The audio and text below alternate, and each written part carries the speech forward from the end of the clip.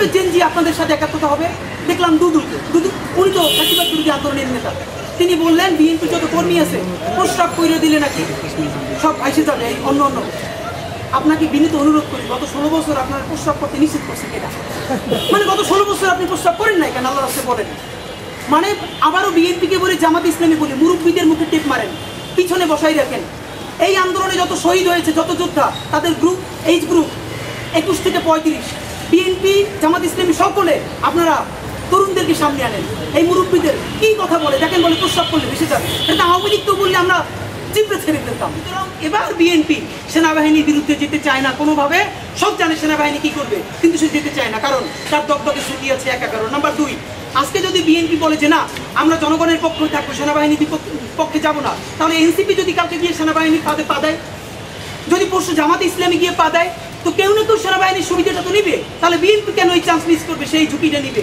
এইটা বিএনপির পক্ষে আমরা বলছি। কিন্তু মূল সমস্যা হলো বিএনপি আর একটা কথা বলছে, ছাত্রদের পদত্যাগ করানো।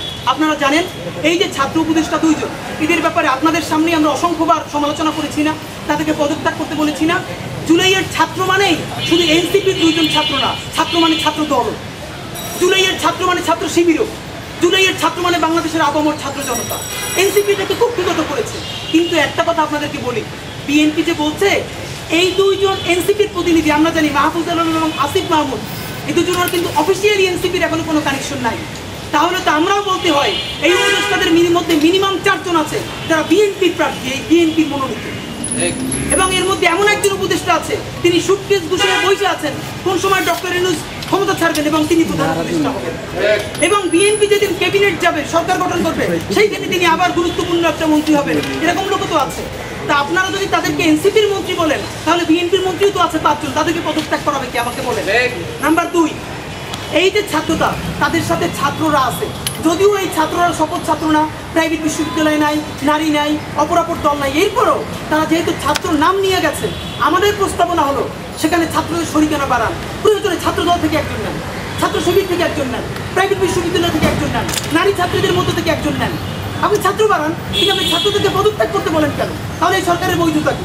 তো বিএনপির ক্ষেত্রে এবং সর্বশেষ আমাদের যেটা, তিনি সরকার স্পষ্ট দেখতে পাচ্ছি, মনে হচ্ছে বিএনপি যেন এখন সেনাবাহিনীর মুখপাত্র। মানে সেনাবাহিনী যেটা অফিসিয়ালি বলতে পারে না, সেইটা এখন বিএনপি বলছে। আমি খসরু মাহমুদ চৌধুরী গতকালকে বললেন তার মতো প্রাক্তন রাজনীতিবিদ, হ্যাঁ সেনাবাহিনীর প্রধান সেই বক্তব্যটা দিতেই পারে, এটা আবার আপনাকে অ্যাড্রেস করতে হবে। আমরা জানি আপনাদের 111-এর দগদগে স্মৃতি আছে, দিল্লির বিরুদ্ধে যাওয়ার কারণে আপনাদের জীবন নাই হয়ে গেছে। কিন্তু দেখেন আপনাদের ক্ষতি হওয়ার সাথে সাথে আপনারাই কিন্তু হেরে যান নাই, আপনাদের সাথে সারা বাংলাদেশ সাফার করেছে, আমরা সবাই সাফার করেছি। আমাদেরকে একা করে দিয়ে আপনারা দিল্লির প্রেসক্রিপশনে চলবেন? আপনার সেনাবাহিনীর সাথে এভাবে কোনো চিন্তা ভাবনা ছাড়া একাত্মতা পোষণ করার কোনো অধিকার আপনাদের নাই। সর্বশেষ বলি, কিভাবে জেনজি আপনাদের সাথে একাত্মতা হবে? দেখলাম দুদু উনি তো ফ্যাসিবাদ বিরোধী আন্দোলনের নেতা। তিনি বললেন বিএনপি যত কর্মী আছে প্রস্রাব করে দিলে নাকি সব ভাইসে যাবে এই অন্য অন্য। আপনাকে বিনীত অনুরোধ করি, গত 16 বছর আপনার প্রস্রাব করতে নিষেধ করছে কেনা? মানে গত 16 বছর আপনি প্রস্রাব করেন নাই কেন? আল্লাহ রাস্তায় বলেন। মানে আবারও বিএনপিকে বলে জামাত ইসলামী বলে মুরব্বীদের মুখে টেপ মারেন, পিছনে বসাই রাখেন। এই আন্দোলনে যত শহীদ হয়েছে, যত যোদ্ধা, তাদের গ্রুপ এইজ গ্রুপ 21 থেকে 35, বিএনপি জামাত ইসলামী সকলে আপনারা তরুণদেরকে সামনে আনেন। এই মুরব্বীদের কি কথা বলে দেখেন, বলে প্রস্রাব করলে বেশি যাবে। এটা আওয়ামী লীগ তো বললে আমরা জিপে ছেড়ে দিতাম। এখন আওয়ামী লীগের চেয়ে উনি কি কথা বললো? তা আপনার একটা কথা বলি, এত প্রস্রাব যখন পেটে নিয়ে 16 বছর রয়েছেন, 28 অক্টোবর 2023 পল্টনের সামনে যখন সমাবেশ হয়েছে, গ্রেনেড মারতে পারে নাই, তার আগে বুড়া নেতৃবৃন্দ মুহুর্মুহু করে পালাইলেন। আমরা বিএনপির কর্মী না, তবু 1 ঘন্টা সেখানে স্টেজের সামনে দাঁড়াইছিলাম, কোন একজন মাঝারি মানের নেতাও আসে কিনা আমরা প্রতিরোধ করে তুলবো। একজনও পারেন নাই। যত লাখ লোক আসছে, প্রস্রাব করলে তো আওয়ামী লীগ ভাইসে যাবে, তখন প্রস্রাব চাইতে কোথায় রাখছেন? মাথায় উঠেই রাখছেন। হাসলেমি কথাবার্তা বলেন। বিএনপির ব্যাপারে আমাদের কথা না, এবার আসেন এনসিপি।